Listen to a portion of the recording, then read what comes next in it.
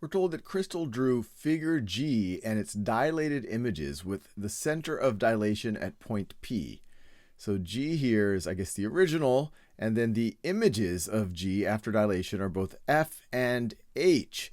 So then they're going to make us answer some questions about it. But before we even do that, let's just think about what happened. If the center of dilation is P, then when we dilated to F, we definitely had a scale factor less than 1. If you had a scale factor exactly at 1, G would just map right onto itself.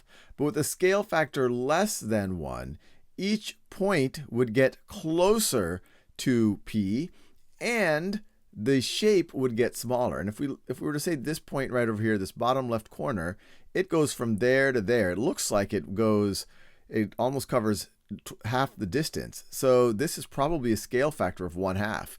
The distance from this point to P went by 1/2.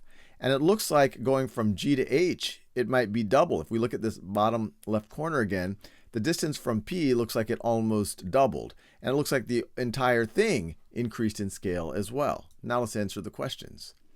So they are telling us, it's this gray color here, figure F is the dilated image of G with a scale factor. I said it looks like it's about a scale factor of about 1/2.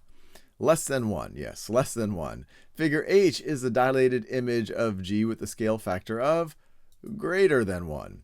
And if we had equal to 1, that would just be G itself. And we're done.